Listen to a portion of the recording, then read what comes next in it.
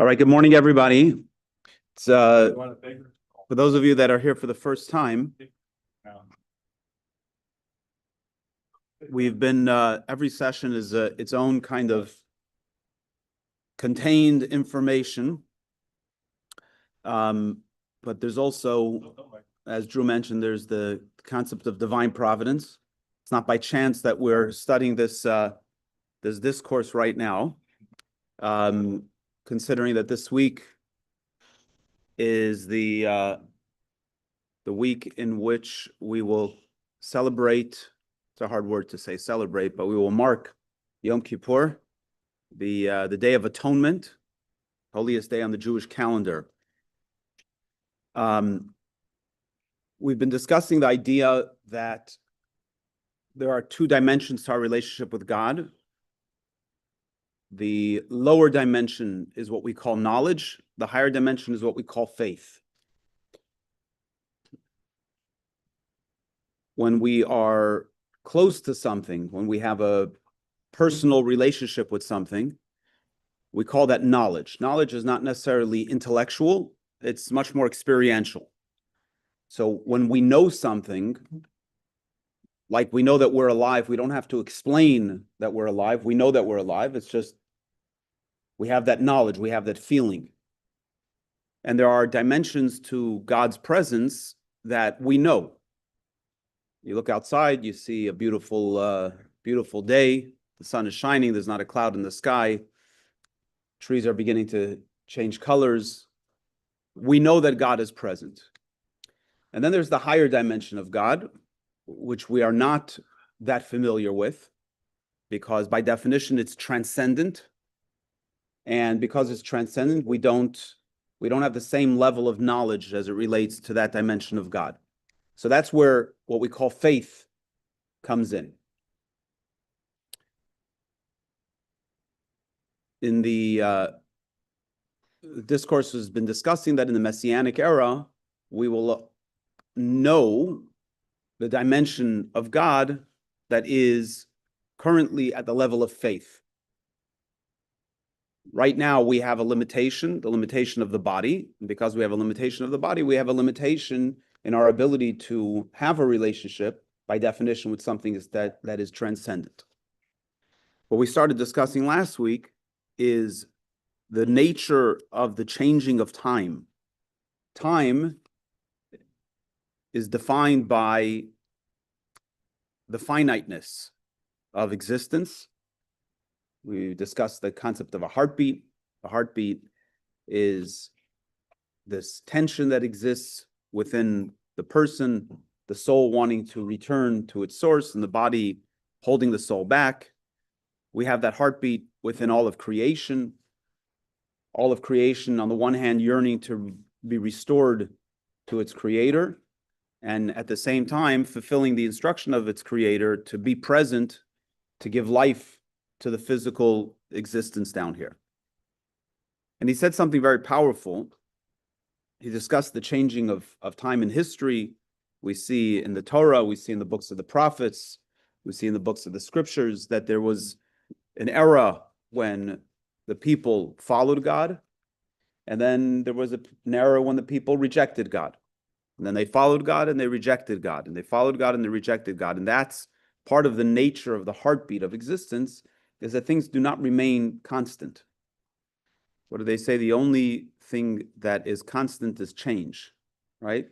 And that's because the definition of a finite world is that it's constantly being recreated. There's a new energy, and therefore things don't stay the same, which allows for us to actually have profound compassion on ourselves and the journey that each of us experience, which is that on the one hand, we yearn for connection, and that is coming from the soul. And on the other hand, our body is preoccupied with self.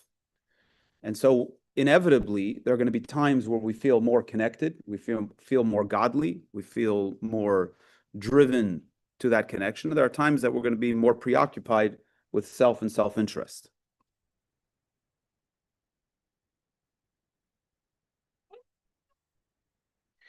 So on the bottom of page 31, we'll pick up from that right in the middle of the page where it says, therefore.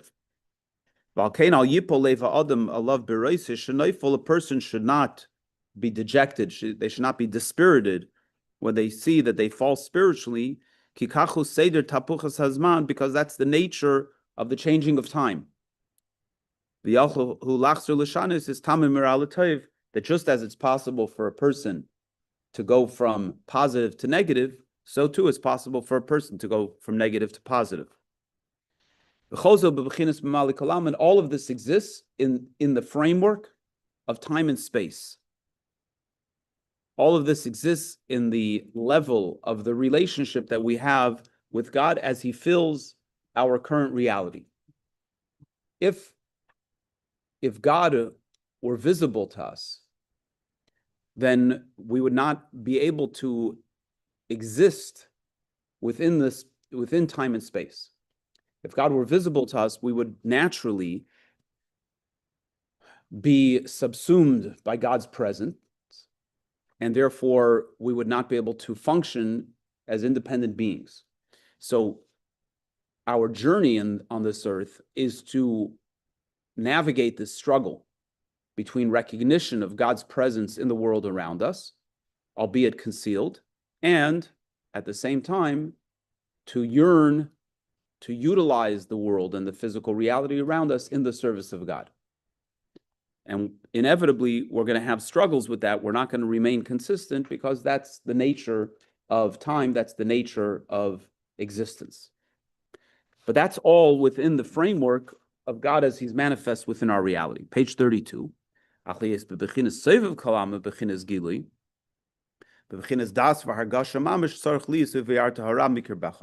If we want to connect with that transcendent dimension of God, the first thing we need to do is we need to eliminate the negativity, eliminate the evil. We discussed this in an earlier class, that what is evil? In Jewish thought, evil is not an independent power. Judaism believes that the only power is the power of God, and there is no independent power. So what is it that we experience when we see negativity in the world? In simple terms, that is the absence of the presence of God that allows for people to think that they're that important that they can make their interest the priority. And that's what happens. When someone chooses to put themselves before purpose, they perpetrate evil. And that could be evil things that we see in the world, and it could also be the things that happen within our own personal lives when we allow the self to dominate over the godliness that's present. So the first step to having a relationship with a transcendent God is you've got to eliminate the ego. You've got to eliminate the self. That's really difficult to do, because when we wake up in the morning, our first consciousness is the consciousness of self. And frankly, as long as we're going to be alive, a soul in a body, we are going to have an interest in self that's never going to go away. We're never going to not need food. We're never not going to need sleep. We're never not going to need to make a living. And because we're going to have all of these needs, we're going to naturally sometimes put our interests first. That's just the nature of things. In the Messianic era, which by definition means that the consciousness of God is going to be present, right? Which, as we said, cannot be now, because then we lose our purpose. But in the Messianic era, when the consciousness of God is going to be present, so then the negativity will go away. The prophet says, as he reads, it says in the next paragraph, the prophet Zechariah says that in the Messianic era, the spirit of impurity will be removed from the earth, which means that the spirit of self-interest is going to be removed because the consciousness is going to be a consciousness of God. Does this make sense? Any questions, comments? Is that something God's going to do supernaturally in the world? Is He waiting for human beings to pull that off? It's a great question. So what triggers the Messianic era is our efforts. the more we live that within our own lives, the more we live consistent with the true consciousness, the more the world becomes transformed.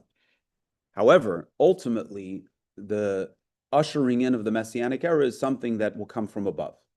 So it's in a sense, it's a partnership. We have to do our part, and when God feels the time is right, that's when the Mashiach will come. So the answer to your question, as a good Jewish answer, is yes. They're both true. We have to do our part, and God will do his part. Yes. Where does the Bible mention Satan? He said, he just didn't give it a name, he said ego and negative. So did he mention Satan? Yeah, so we find the most explicit expression of Satan is in the story of Job, when the opening of the book of Job says that the Satan had a conversation with God to challenge Job. But we have to put that in context. That's for you. Has your name on it. We have to put that in context. So the first time we find the word Satan is in the story of Bilam. So Bilam was the non-Jewish prophet who was hired by the king of Balak, the king of Moab, to curse the Jews. And the Torah tells us the story of how he attempted to curse the Jews, and every time he attempted, things got in his way, and he ultimately blessed the Jews instead of cursing them. At one point, the Torah tells us the story of the talking donkey, where Bilam saddles his donkey, and he's going on the road, and the Torah tells us that there was an angel that stood in the road to turn him away from the path. And Bilam hits his donkey, and the donkey then begins to speak and says, why are you hitting me? Have I not been faithful to you all these years? And then at that moment, Bilam's eyes open up and he sees the angel standing on the road, and he justifies his beating of the donkey because he didn't see the angel. But the word the Torah uses for the angel being on the road to cause him to turn away is L'satan lo haderach, to turn him from the path. Of course, the word is Satan, right? So what does the word Satan mean? The word Satan means to turn away. So in Jewish thought, there is no power that rivals God. There's not this force that is challenging God, but it's the challenge of the ego, it's the challenge of the self that causes us to turn away from God. And the angel is just an example of that, where we have things that simply because we don't see the presence of God, that's why we allow for ourselves and our self-interest to take precedence.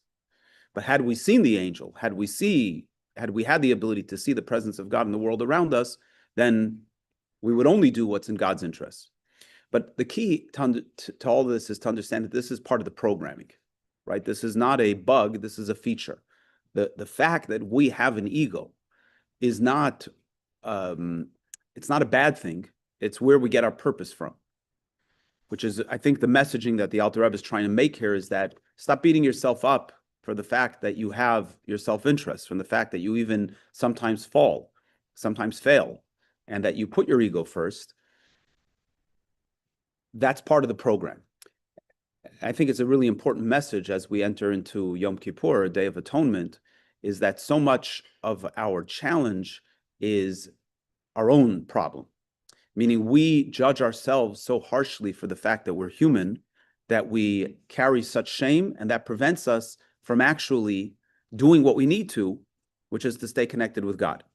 And if we understand that this is part of God's programming for us to have self-interest, to have a preoccupation with what serves me, then we're able to look at the circumstances with much more compassion and to be able to choose, even when we feel a self-interest, to choose to do what God wants, what's in God's interest, and not necessarily what's in our interest. Make sense? Any other questions? Okay. 32, middle of the page. Masha'enkim bezman churban habayis. This is not the case as it was in the time after the destruction of the temple. In the first temple, there were false prophets, and in the second temple, there was baseless hatred.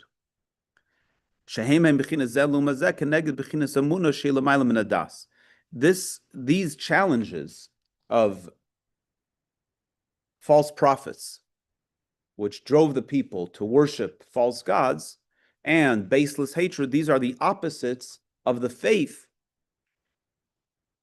that one strives for. Let's break that down.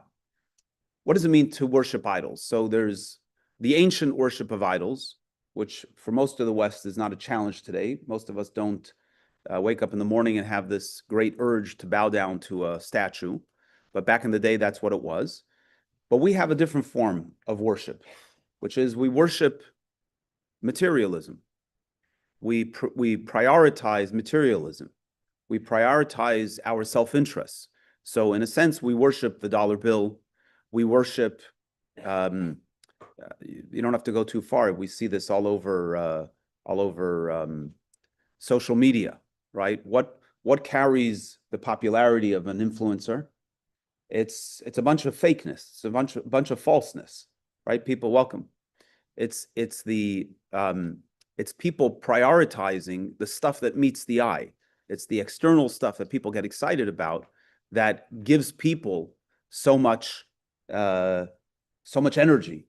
So in a sense, I mean, think about a given day. What gives you anxiety in a given day? Most of what gives us anxiety is ego. What? Ego, right? Think about it. Think about something that bothered you today or last week. It was a person who we gave too much power to them. It might be a thing that we gave too much priority for. Many years ago, I stopped looking at social media. Chabad has a great social media account, but I have other people that manage it. Why? Because what happens? You get on social media and you see all the stuff that your friends are posting, and you get angsty. Look at my friend, they went on this vacation. Look at that friend, they bought this new house. Look at that one, they got this new car. This one has all these likes on their post. And then you suddenly find yourself like all agitated. But what are you agitated about? A bunch of fakeness. It's a bunch of falsity. It's a bunch of people who are putting forth an image of the way they want you to see them. So in a sense, we're actually worshiping Instagram, Facebook. We're worshiping the materialism that these people are portraying in front of us. So in the first temple, he says there were false prophets. The prophets driving people to worship other gods. So maybe in those days, there were these powers that they believed in, the sun and the moon and the galaxies. And in our times, it's the same thing. It's the worship of stuff and things and ego. In the second temple, the great sin of the second temple was baseless hatred, which is in a certain sense even more ominous. That's not the right word. It's more pernicious is a good word, because why do you have this hatred towards another person? Now there's I don't want to say justified, but there's hatred that has a basis for it, right? Which is much easier to deal with. If I dislike you because you're more successful than I am, okay, so I can work through that. I have language to understand what it is that's the source of my hatred, and I can work through that. If I dislike you because you did something to me that I feel was you wronged me, right? Okay, so I can work on that. I can work on that by recognizing that God is present in every story. So even something that occurs to me, ultimately, nobody has any power over me, only God does, right? So if something happens to me, it's ultimately God wanting that to happen. I'm going to speak about forgiveness on Yom Kippur, forgiveness towards others that have wronged you. And some of the ideas there, number one, is when somebody does something that you believe is wrong. So we have to recognize that God is in the story. We have the greatest example of that perhaps in the Torah is the story of Joseph and his brothers who sold him into slavery. And when finally they're reunited, the brothers are carrying a lot of shame around their behavior. And what does Joseph say to them? Don't be ashamed, draw near, because it was not you who sent me, but it was God that sent me. In other words, we can't always see how a story plays out. Sometimes we are fortunate to look back and say, oh, if not for that event, this wouldn't have happened and my life wouldn't be the way it is with all of its blessings. So sometimes we're fortunate to see that in hindsight. But that doesn't justify carrying that hatred towards that person in the present. And in fact, if you knew that that negative act that they perpetrated would actually bring you to the blessing, you might not have been angry. You might have been thankful to them. One of my favorite stories about this is the story of Bernie Marcus. We're in Home Depot town, where I forget the guy's name, from Handy Dan, who didn't like him, had it out for him, and he bullied him until eventually he fired him. So here was a guy who was making money for the company, lots of money, but the CEO had such hatred towards him that he ousted him. Now, the guy was a bully, by all accounts, but when Bernie got fired, his friend Ken Langone told him, you've just been given a golden horseshoe kick in the ass, excuse my French. They said, go and start the Home Depot that you've been dreaming of. And that's where Home Depot was born. So this multi-billion-dollar company that has, the result of it, Bernie and the company has done so much good for people. How many people have they given jobs to? The Bernie's generosity of building hospitals and, all kinds of wonderful things in the world happened because a guy hated him and had him ousted. Had he not, he might have continued staying in that company, made them a lot of money, and that would have been the end of the story. So in that moment, had he been able to see what had happened, he would have said, you know what, thank you so much for doing this, right? But by the way, had he had the gratitude, he may not have either been motivated to start the company. So all of the experiences around a negative behavior from someone towards us is all part of the design. Our job is to try to navigate that, to try to struggle through that, to realize, even though in this moment I don't see how your actions are actually good for me, but I believe that God is in control. God is the master of the plan, and therefore, ultimately, it will be for a blessing. So I don't have to carry around all this negativity. But there's another layer to that, another layer to forgiveness, which is that perhaps it's us that's the problem.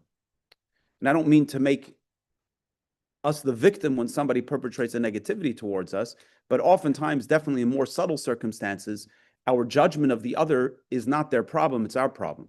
We have hypersensitivity. We have a story that helps us frame the experience of another.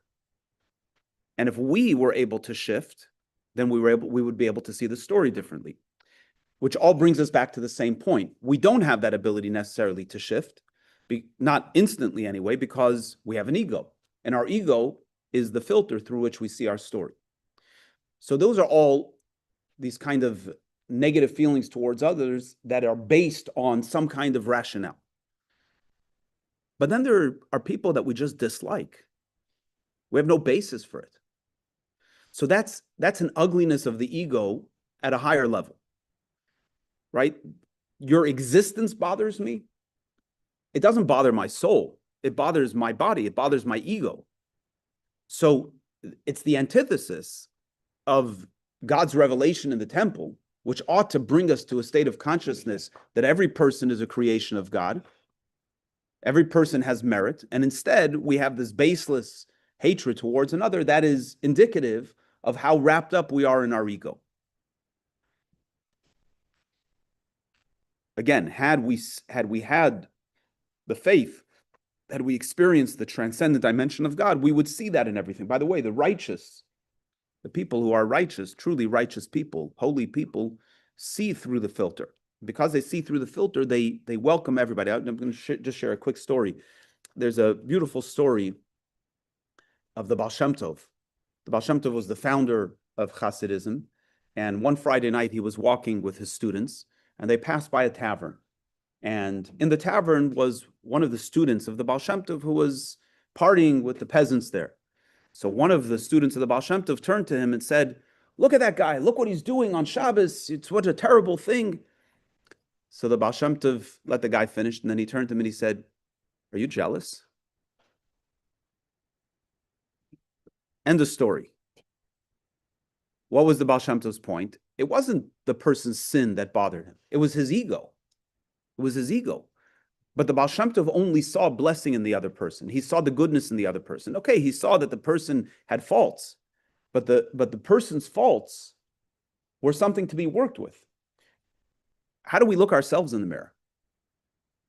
When we have faults, when we look in the mirror with our own faults, do we say, oh, I'm such a terrible person, I'm worthless, I'm hopeless?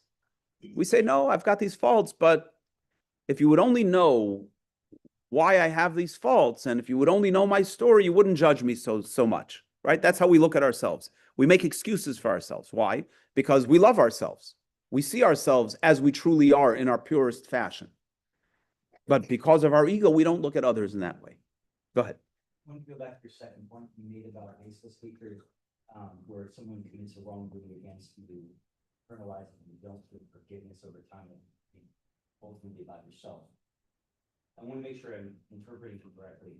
Is it to say that the reason you haven't forgiven is because internally or with your unconscious, you just simply haven't learned from it yet? That you haven't learned a lesson from it, and like what it tells you about yourself, what it tells you about the experience to set you on the right path? Yeah, I would expand that a little bit. It's not only about a lesson, but using that idea of learning the lesson, it's learning the essence of what the experience is about. So sometimes it's a lesson to be learned, and sometimes sometimes the lesson is I have to stop being so preoccupied with self. And if I'm not as preoccupied with self, then I'll be able to see the goodness in every circumstance, at least believe the goodness as a dominant. The short, a short, like, how long we were saying, it means at that point, he doesn't have that quick message in his mind that God's doing this. Yeah. It's not the other stuff. The other part has to penetrate. Yeah, we touched on this a little bit last time, that if we collect information, right? We're studying here. We're downloading information, and the information is powerful. And in this moment, it makes all the sense in the world. And for each of us, we might be thinking about that individual that we may have this kind of hatred towards or dislike to. We may identify with our own, I don't want to use a cliche, but our own self-loathing, right? And we want to walk out of here looking at other people more positively. But we don't, because the gap between the ego and the response is too narrow. Our work is to work on expanding that gap. Viktor Frankl said that the choice takes place between reaction and between, it wasn't the word trigger because they didn't use the word trigger back then, but whatever I think it was stimuli and response, right? I think, is that correct? Yeah. I think it's between stimuli and response. So our job is to recognize that the stimuli is the body. It's the ego. The more we work on that, the more we create space between the stimuli and the response. By the way, the response is internal also. Of course, it's external, but it's internal as well. So one of the great things, today we communicate a lot via text and via email. We gave this course earlier in this year, The Art of Relationships. And one of the things that often happens in a relationship is somebody does something that bothers you, and you feel like you need to respond right away. Oftentimes, if we give it a break, don't respond to that text. Give yourself an hour. Just set yourself a timer. Say, "Oh man, that guy really got under my skin, but I'm gonna wait an hour till I respond." During that hour, you calm down. Your stimuli is calmed down, and then you're able to process. Now, you may not be able to process to the point where you say, "Oh, this person's really a good person. I misinterpreted it." Sometimes that happens. But even if you don't get to that point, you say, "You know what? I want to live higher. I don't want my response to be an ego-driven response. I want it to be a compassionate response. And the response oftentimes is going to be much softer. So not everything needs to be resolved in the moment. Now, can we do that within ourselves? Can we get triggered within ourselves about something about ourselves and reserve judgment? Say, I see what I'm experiencing, but I'm gonna put that aside and come back and visit it in an hour from now, so that I don't have to be so harshly judgmental of self. So the more we study and the more we meditate on this, the more we work on this, the greater the gap between the stimuli and the response, which oftentimes allows for us not to have a negative response at all, and actually to see things as they are aligned with God. Yes. Okay, so what about like when people do like heinous crimes, like children, women, children, like what does the Torah and the Kabbalah say, like when it's okay not to kiss, or are you supposed to give? Okay, so let's elaborate on the concept of forgiveness for a moment, because I want to contextualize that from a Jewish standpoint.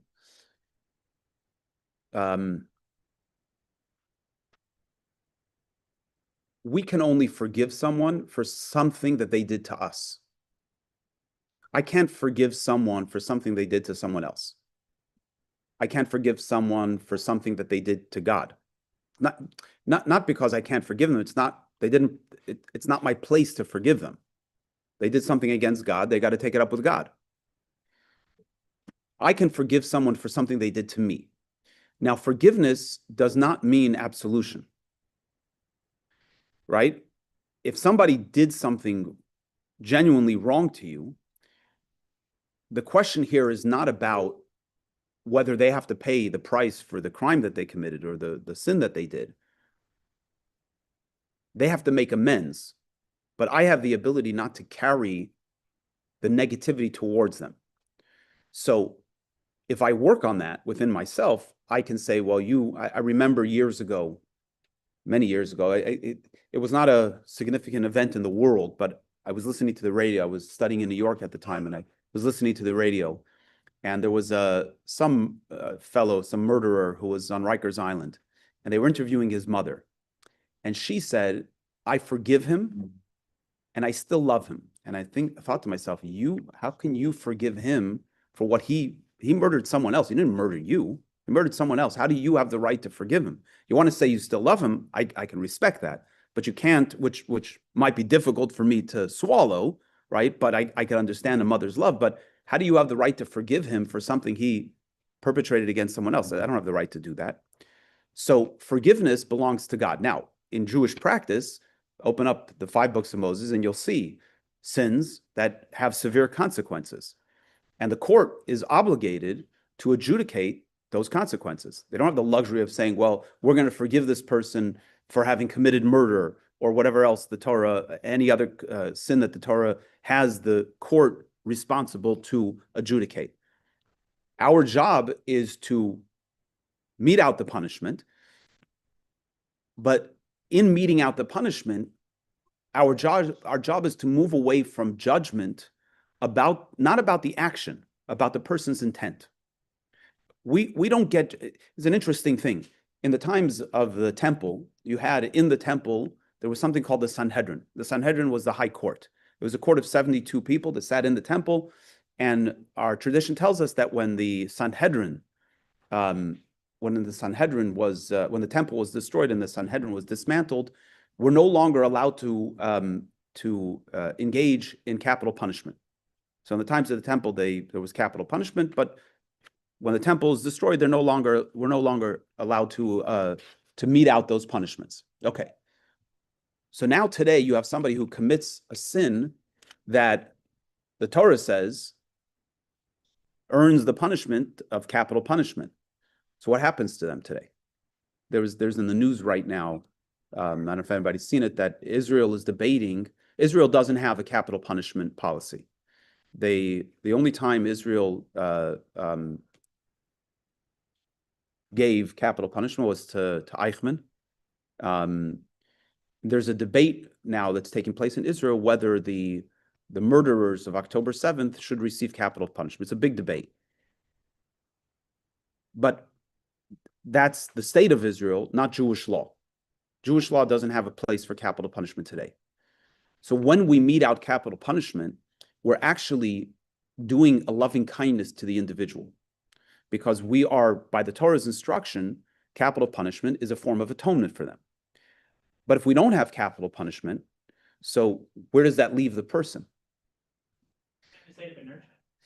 Okay, so the Kabbalistic masters teach us that we have a certain gift today that they didn't have in the times of the temple, which even for sins that would otherwise bring about capital punishment, one could achieve forgiveness while on this earth. Now, that doesn't mean you should hang out with that person. And I'm going to expand that. When you see a person who lets their ego drive them to the point where they can do negative things towards other people, we can be compassionate to them, but that doesn't mean we have to treat ourselves like a rag and let ourselves be trampled on. And that's a very delicate balance to get to, because today in particular, people have their truth and they cut off relationships and so on and so forth. And oftentimes it's not the other person's ego that's the problem, but it's their own ego. They can't tolerate the other person. They can't handle the other person, so they cut them off. Sometimes it's legitimate, but oftentimes it's my own ego that's saying, you're not good for me, so therefore I'm going to keep you away. If you're really not good for me, there's a different way to experience that. My trauma, my story is so alert that you trigger that. Okay, but let's be honest about it. It's not about the other person, it's about me. Right? If I'm hypersensitive, I'm going to be hypersensitive to everything. It's not the other person's problem, it's my problem. Again, it's back to the ego. So forgiveness is something that we can achieve even when somebody did something that's truly heinous, but that doesn't mean that they need to hang out with the rest of society. But we can still find compassion for them. Is that sitting well with you?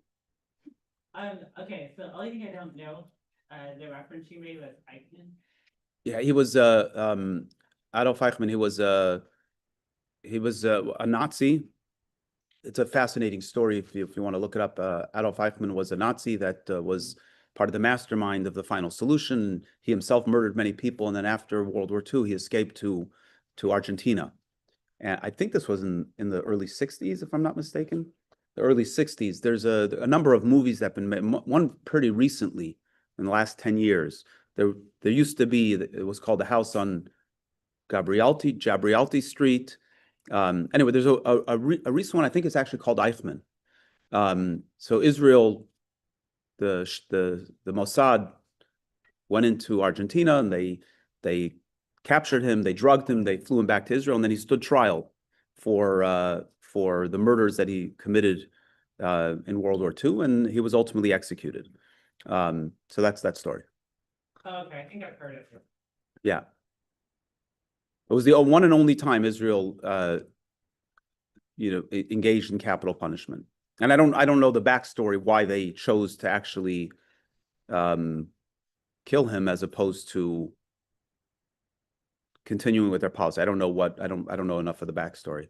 It's before my time. I think it's a different realm when one speaks of active defense of your people versus capital punishment. When someone's been rendered non-lethal and they're awaiting judgment or given an opportunity to atone. So he was unrepentant. Exactly. Yeah, he was unrepentant. Yeah. And but also, I mean, just to speak of things that are even happening today as far as folks engaging in ways to protect their people, that kind of thing. That's another balance of itself. Sure. Yeah, look, good people struggle with moral questions, right? Bad people don't struggle with it. That's the bottom line. So if you're not bothered by what's going on in the world, it doesn't mean that what's going on in the world is right or wrong. It just means you're not struggling with it. And just because I'm struggling with it doesn't either mean that what they're doing is wrong or right? So we have to, again, it's all part of the same underlying thing. If my ego is where my thinking comes from, right? That's what drives my thinking. My moral compass is not necessarily coming from my soul. My moral compass is coming from my thinking. Compassion can be very easily misplaced. So we can't allow the emotions and the body to dictate what is moral and immoral. We have to look to the Torah. We have to look to a higher power, and ask that higher power, what does the Torah say about this circumstance? What does the Torah say about this situation? What's our responsibility in that situation? I mentioned this in passing last week. You know, you get off the highway and you see somebody asking for help, and you're inclined to give them money because that's what your ego says. That's what your emotions say. It doesn't mean at the core of it, it's not coming from a good place. But if you want to do the right thing, go take them to McDonald's and buy them a sandwich. If they're really hungry, then help them. If you're going to give them $10, they're going to go buy a bottle of vodka. So are you just trying to assuage your discomfort, or are you actually trying to help the person? That's a brain process that is removed from the emotion, that then looks and says, what is the right thing? A parent raising a child, sometimes it's easier to give the kid the candy than to actually say no. Or the cell phone, different types of candy. So with Kabbalah, is it kind of like the idea that there is no absolute? Why do you say that? I mean, because like, think about like, you know, thou shalt not kill, but in certain situations, it's okay. So the Torah doesn't say thou shalt not kill. It says thou shalt not murder. Absolutely. Killing means to take a person's life. Murdering means to take a person's life unjustifiably. So if somebody is trying to take your life, if you don't take their life first, you're liable for your life. And if there's somebody who's about to murder another person and you don't take them out, and you have the ability to, you're liable for that murder. You're not necessarily going to receive capital punishment, but you're liable for that murder. It's no different than seeing somebody starving on the street, begging you for food, and you choose to ignore them. There's an interesting thing in U.S. law. We don't talk about obligations in this country. We talk about rights, right? In Jewish law, if you're walking down the street and you see somebody who's drowning and you have the ability to save them and you don't, you're culpable for that. In U.S. law, you're not. You have the right not to save them. That's not a moral question. That's a question of rights. So Kabbalah is Torah, and Torah has absolutes. Are there areas where Torah says there's gray area? Absolutely. But that's when the Torah tells us it's a gray area, not when we choose for it to be a gray area. So what is it, gray?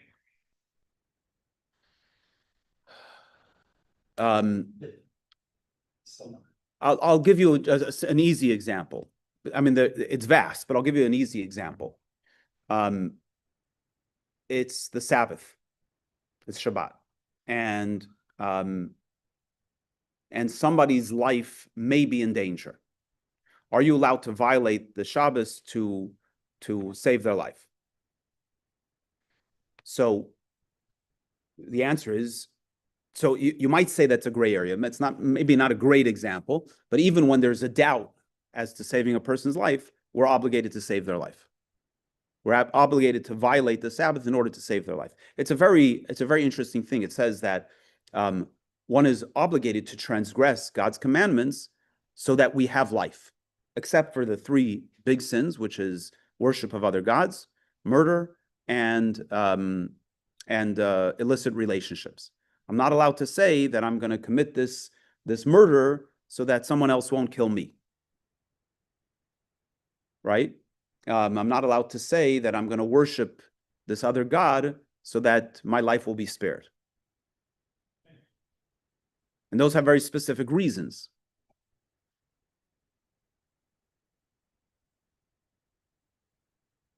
Okay, we'll let you digest that for a week.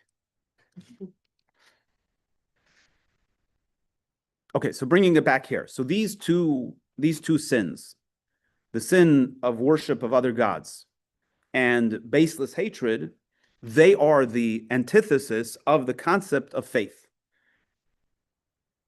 Because faith, as we said, transcends the limits of logic And here are behaviors that transcend the limits of logic, but in a negative way.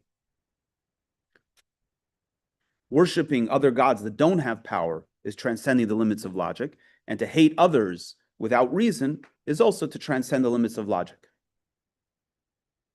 Va'inyan, to explain this idea, ki kamoish yesh besitra de kedusha bechinas amuna shila ma'ila min hadas, kach haya oz ben Yisrael amunas koizves vehem ze lumazeh. So we have the idea of what we call normal behavior, right? What is normal behavior? Normal behavior is things that we can rationalize to each other. When you see a person acting crazy, right? Why? It means that normal behavior that we all think makes sense, this person's acting different than that norm. They're acting in a way that's not logical. But there are two non-logical ways of behaving. There's one way that's non-logical behaving that is sub-logic. It's nonsense. So nonsense also, by definition, is nonsense. There's no logic to it. But then there's acting without logic because you're transcending the logic. You're doing something that's above logic. When we're talking about relating to a God that we can't see, that's transcendent, by definition, that is not logical. So when we are in service, that's coming from a place of faith. By the way, in the Torah, we have three types of commandments. We have commandments that are called laws, which you might say are logical laws. Then we have laws that are symbolisms. They symbolize a relationship. They symbolize an event in history. And then there are decrees. God's decrees don't have logic for us. They are above logic. And we do them simply because God tells us to do them. Through the ages, the great sages have given some meaning to some of these laws. But ultimately, they're transcended. Ultimately, they're beyond our comprehension. So why do we do them? Because we have faith, which means why? What's the answer to the logical question why? It's an illogical answer. It's a super rational answer. I'm doing it even though I don't understand because I believe in a God that's beyond comprehension who tells me to act in such and such a manner.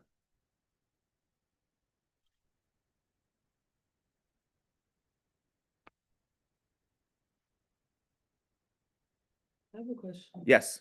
When it comes to faith, when you start to feel like you're losing faith, how would you build it up to be able to hold on to that belief? Good. So earlier in the discourse, I explained two things. Number one, that we have to begin with the level of faith. A relationship doesn't fall apart on the essence before it falls apart on the outside, right? People don't fall out of love until they stop doing the things that people who love each other do.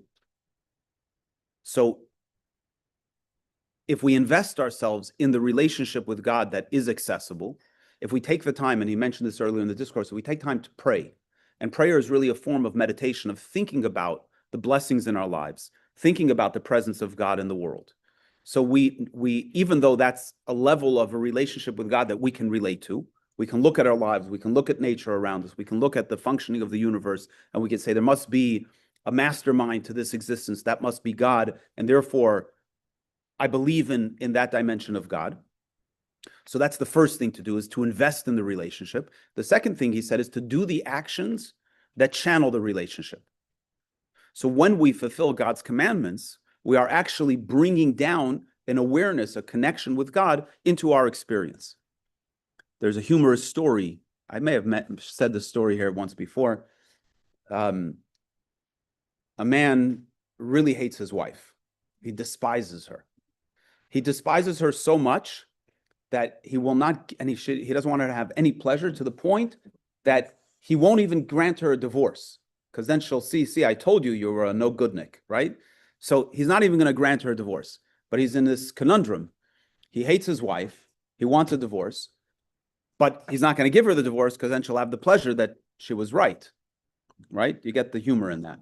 If you're married or been married, you understand that. You don't have to be a male. It goes both ways, right? So he comes to the rabbi with his dilemma and he says, Rabbi, what do I do? So the rabbi says it's brought down in the Talmud that one who makes a pledge to charity and doesn't keep the pledge, their spouse and their children die young. So he tells the man, he says, go and make a pledge to charity and don't make good on the pledge, and it'll all work out. So he goes to the synagogue and they're conducting a capital campaign and they need $100,000 to close out the campaign, and he pledges $100,000. Everybody's very happy.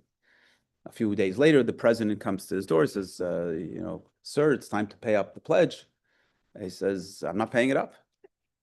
So what do you mean? I'm just not paying it. What do you do? They wait a few weeks. They come back to him and got to pay the pledge. I'm not paying it. Anyway, in the meantime, he's waiting for his wife to die. She's not dying. So day in, day out, he's waiting. One day he's going to show up and she's going to be dead, and it's not happening. So he comes back to the rabbi and he says, what do I do? It's not working. So the rabbi says, she's on to you. And the only way this works is if she doesn't know that she's on to you, that she doesn't know that you got a plan here. So he says, well, how do I do that? He says, well, treat her with love. Treat her like she shouldn't know that there's something going on. So he starts bringing her flowers. He starts bringing her gifts. He starts actually paying attention to her when she's talking. And time goes by, and suddenly he finds out that he actually loves her. All this hatred was superficial. And he starts feeling these strong feelings of love towards her. And then one day he says, oh my gosh, she's going to die. I don't want her to die. So he comes back to the rabbi and he says, Rabbi, what do I do? The rabbi says, you got to pay up the pledge. Huh? So what's the point? The point is, back in the day, growing up, we used to have a Chevy Chevette. Anybody remember the Chevy Chevette? So a little, Chevy Chevette was a tiny little car. We were 11 children, and oftentimes our cousins would come over as well. My mother was a tiny little lady, and she would get into the Chevy Chevette. This was before seatbelts were actually enforced, and we would pack all of us into this. We were like in the back, in the hatchback. We were like packed in there. What happens when a shift car doesn't get started? What would you do? You push it. You push it. Right? Start rolling it down a hill, and then it would kick into gear. Now, sometimes the ego stops up the soul, to your question. The soul always, the prophet says that the soul is always ba'amna itai, the soul is always in a perpetual state of faith. So it's never the soul that's lost its faith. It's the ego, it's the body that's become preoccupied with other stuff that stops that up. So how do you get the engine started? You got to do the right things. Sometimes there's a they call it a meme today. They probably called it a motto back in the day or something, right?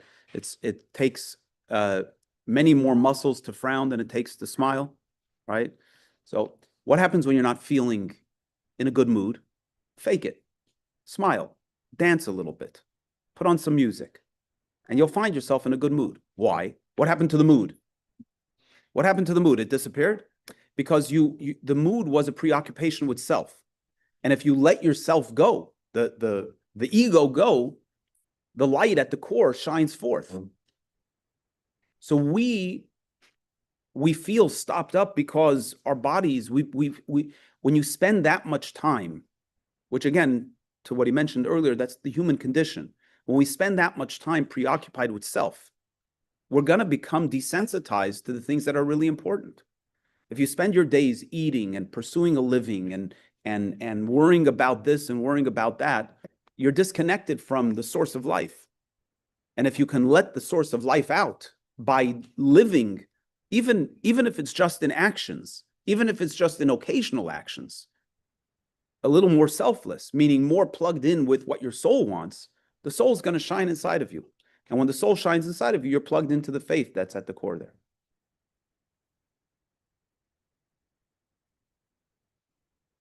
You approve? Approve this message? Any other questions?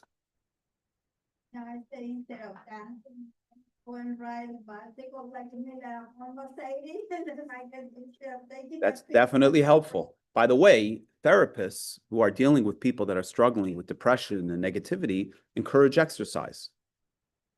I mean, it's good for everybody to exercise, but if you exercise, not just, a little bit, but you sweat a little bit, you're calming the body down from its preoccupation with self. And the more we do that, the more the soul comes out. Now, exercise is not enough because exercise can become its own form of worship.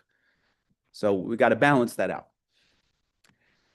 Yom Kippur is this week. I'll be happy to take a few more questions, but Yom Kippur is this week, Wednesday evening. Yeah, get the right day. Okay. There's a fantastic story of a cantor who I think this happened maybe in the 90s, who was hired by a synagogue in Berlin to lead the services. And it was a small congregation, and at the end of Yom Kippur, when the services were over, everybody broke their fast, they went home. The cantor was locking up the synagogue, and an old Russian fellow comes rushing to the door, and he says, "Is the Kol Nidre over yet?" Kol Nidre is the prayer that we say at the beginning. And the cantor says, "You're a day late." The guy realized, he was so devastated. The cantor says, "Come inside with me." Went inside, and the cantor did the whole Kol Nidre for him, just for this person. So that was a good way to start the year, a mitzvah like that. So that's Wednesday evening. On Thursday morning, we begin services at 9:30, and we have a learner service. So if you want to learn the meaning of the prayers, learn the meaning of the holiday, that'll take place down here at 10 o'clock, and then check out all the other fun stuff on the website. Wednesday is Wednesday evening What time? Thursday. till Thursday night, yeah. What time does this start? Around 7 o'clock. You had a question? Yeah. How would you follow explain the difference between like ego and self-expression? Those, I know they're not exactly the same, but how would you like differentiate that? 'Cause I can tell there's some. Yeah. That's a great question. It's a fantastic question, because part of our journey of figuring out the ego is learning how to decipher what is in my interest, my ego's interest, and what is truly beyond. So first of all, just a simple definition. Self-expression is not necessarily an expression of soul. It may be driven by the soul, but it's not necessarily soul. In other words, a person's, let's say, artistic ability, right? Artistic ability belongs to the body, not to the soul. It may be energized by the soul. It may be the soul's purpose to manifest itself in a particular individual through their artistic ability. Not maybe, it is, right? We each of us are given talents and gifts, and each soul has a unique purpose on this earth. And we discover that purpose by finding where our greatest challenges are and where our greatest gifts are. And when we can identify these two things within our own lives, that's where our soul's purpose is manifest. But self-expression can also be an ego trip, right? We can couch it in all kinds of flowery terms, but at the end of the day, it's an ego trip that I want popularity because of my expression of my artistic expression. So, and again, to what he said earlier in the discourse, that's okay. That's okay, because the soul needs the body to achieve this objective of expression in these artistic abilities. Our work is to navigate within ourselves as to what is really driving my self-expression. Is it my ego, or is it to be in service? And we may bounce back and forth between those two things. But as long as there is a part of us that sees in this self-expression a higher purpose, then that becomes aligned. In other words, there's nothing, not just there's nothing wrong. God put the soul in a body. So you would say, well, if I'm eating, I'm just serving my body, so I'm not going to eat. Well, that doesn't work. If you don't eat, then your soul can't fulfill its purpose here. So you need to eat. The question is, are you going to eat in service of self, or am I going to eat because I need to be energized in order to be in service to God and service to others? So that's our work. There's no simple formula to say, oh, this experience is the soul and this one is the body. It is specifically in the struggle that we find the soul. It's when we're navigating what's my driver right here that I'm able to find out. By the way, we have this in most profoundly in relationships, right? When I love, sure, there's an ego that's involved in there. My body loves, but it's also my soul that loves. When does a relationship flourish? When the parties in the relationship move past the interests of the body and do what's in interest of the love. And what's in interest of the love is the other. That's the definition of true love, is it's not about me, it's about you. So I want A, B, and C, but you want something else. I'm going to do what you want. So in some cases, it's more explicit, and some it's much more subtle, and we have to navigate that.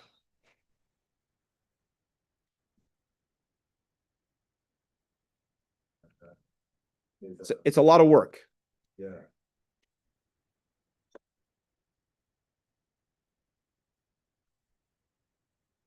Generally speaking, ego is the whole absolute thing. Ego is bad. No. Ego is neutral. Ego is neutral. Ego, think of, you have an animal, a pet? Yeah. What do you have? Cat. A cat? Cat. Okay. There used to be a commercial. The cat says, this is my house, you just live here, right? I mean, you look at a cat, and the cat kind of is conveying that message, and I'm in charge. A cat is just an animal. It's just, it's hardwired to behave in a certain way. A dog is hardwired to behave in a certain way. We may feel a closeness, we may feel a love from an animal. No different than a tiger or a lion. They're just not good to have as pets, right? No different than, any ferocious animal or a little hamster. They're all pre-programmed. And what is their programming? Their programming is, I'm the only thing in the world, and I am going to do whatever is necessary, whatever is within my capacity to take care of myself. So if that means to hunt down a deer, I'm going to go do that and kill the deer. You're not going to say the lion's a bad lion that it hunted down a deer, right? And when we try to domesticate animals and they don't behave the way we want them to be domesticated, we train them. What is training? Training is just like you would train a child. Punishment and reward. If you poop on the carpet, we're going to put you outside of the house.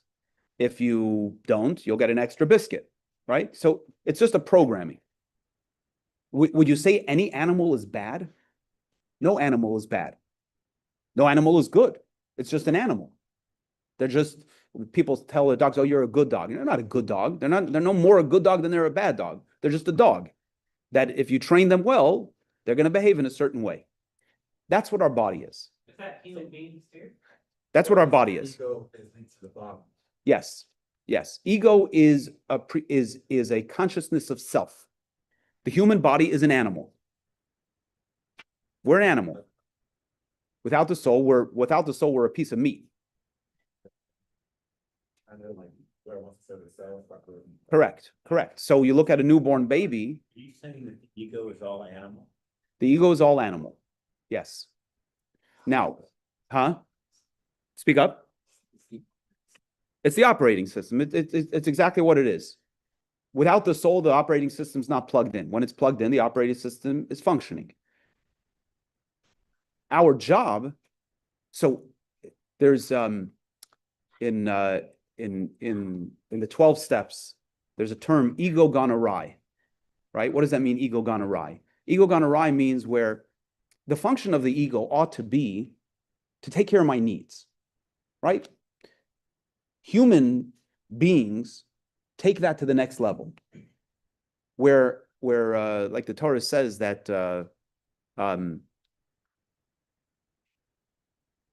there's a bird called the chasida, which means kind. And the Torah says, why is it called kind? Because it's kind to its young. A lot of animals, they birth their offspring and they let them go. This bird takes care of its young. It's not a kosher bird. The question, why is it not a kosher bird? Because it only takes care of its young and none others. In other words, it defines itself by its kindness, but its kindness is a selfish kindness. So ego gone awry is when my preoccupation with self begins to take the place of how I treat others, which goes back to our conversation. What is, when my ego is not ready to subjugate itself to something greater, which usually manifests itself when I'm going to do what's in my interest at the expense of another, or in my interest at the expense of fulfilling God's commands, that's ego gone awry. And because we have that capacity, we could perpetrate evil in that process. Not just selfish behaviors, but actual evils. That's what every great dictator did, is their ego was so, they were so preoccupied with self and their self-importance that they justified hurting others so that they can stay in power. I have a question on your reference to culture. Because I think with culture, I know this sounds stupid, but I think eat, like I think of meat as like eat. So how does that compare to a bird philosophically? Birds are also meat. So But the eating thing. like, so if a bird takes care only its spring, it's not culture, So right? Fish culture? fish that have fins and scales. So interesting. The reason I just gave about this bird and common misconception about what is kosher is rational reasons. Kosher actually belongs to the category of commandments, which I referenced earlier, that is divine decree. Like you have to always. Yes, and meaning it's not a commandment that has a rationale behind it. Because kosher means you just bless your food, right? No, kosher means that there are certain, the Torah spells out for us which animals we can eat, which birds we can eat, which fish we can eat, as well as different types of produce. Certain circumstances around produce we're prohibited to eat. So anything that is within that framework is kosher or non-kosher. I think what she was trying to get to is, would that bird be kosher if it took care of other birds? That's a very theoretical question. That's not the nature of that bird. So the rabbis gave a reason for why that bird, even though it's called kindness and it takes care of its young, it remains unkosher. The spiritual messaging around that, not what makes the bird kosher. What makes the bird kosher is or not kosher is the fact that God says it's not kosher. But the reasoning that we apply to it is really more about the messaging we can take it into our lives, is that ego is necessary for us to live. But when ego goes awry, then we have a problem. So are human beings kosher? No. No, you're not allowed to. No, it's a legitimate question. You're not allowed to eat another human being. Not that something anybody wants to do on a regular basis, but no, humans are prohibited. We're prohibited to eat humans. Sorry, I know it sounds bad. No, Because I was like, if you eat kosher food, then wouldn't you be kosher? no. If you take care of other people. And a kosher animal is not kosher just because it's kosher. It has to be slaughtered properly. We have to remove the salt from it. If it's not slaughtered properly, you're not allowed to eat it. So just because something inherently is kosher doesn't mean that we're able to eat it. So a lot of laws around kosher. Okay, have a great week. Next week, same time, same station.